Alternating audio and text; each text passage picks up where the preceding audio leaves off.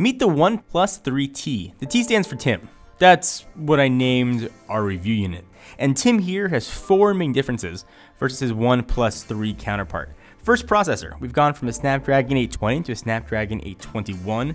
The battery's got a really nice increase. This is probably one of the biggest reasons to get the phone. It's gone from 3,000 to 3,400 milliamp hours. And if I was good at math, I could tell you what percentage increase that was. The front-facing camera's also been improved from 8 megapixels. It's been doubled to 16. And also increasing is the price. The OnePlus 3 is $399 for 64 gigs.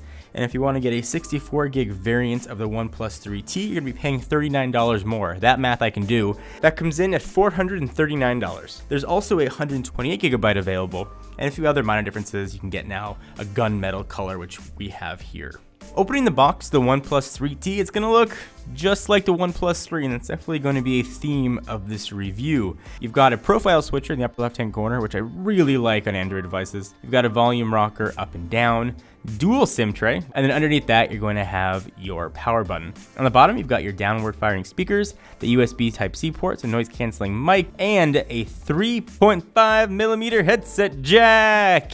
It's here on the phone. The display hasn't changed. It's still a 5.5-inch 1080p optic AMOLED display, and it looks really good. In fact, I'm almost hard-pressed to even tell that it's a 1080p screen and not a QHD screen. It looks really good. And beyond that, it looks nice in direct sunlight, which is really like the kryptonite for smartphones. And viewing angles here are also still really good. And this still sounds silly to say, but there are 6 gigs of RAM in this phone. Now, not all 6 gigs are being used, kind of depend on the app, how much RAM is going to get used. Oxygen OS is still here. It's not yet based on Android Nougat, it's still based on Marshmallow, but it is still really good. You get some nice features, things like enhanced doze mode, adaptive brightness, ambient display, and a ton more. We've done a lot of coverage on Oxygen OS, but it's pretty decent. So there's a lot to like about the 16 megapixel rear facing camera. This is definitely in the higher echelon of cameras that we've tested. If you want to see more camera coverage, let us know, but in the meantime, you want to see a gallery of how these images look in full resolution, hit the link down below. Go to the article on technobuffalo.com.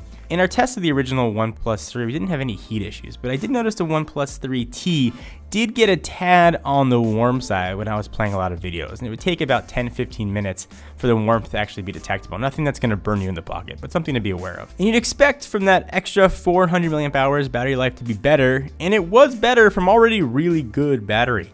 I was able to stretch this out to almost 2 days of heavy usage. There's a lot more to talk about with the OnePlus 3T, but we covered a ton of it in our OnePlus 3 review, which you should watch. But overall, OnePlus did what I don't think a lot of people were asking. They made a really good phone even better.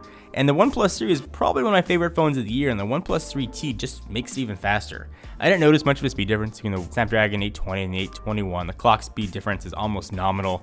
Benchmarks were a little bit higher, but that didn't really change any of my daily usage. A fast phone is now a faster phone. If that's important to you, then look for the OnePlus 3T. Now, is it worth the extra $40 from the OnePlus 3? Either way, you're getting great value for your phones. I think that's going to come down to whether or not you need the bigger storage. The 128 is available for the 3T, or whether or not you really just like the gunmetal color. I think if I was buying one, I was going to use for a few years, I'd probably opt for the 3T. Just the extra horsepower make me feel a little bit better. Let me know what you guys think in the comments down below. Give the video a thumbs up. We appreciate it. Until next time, I am John Rettinger from TechnoBuffalo.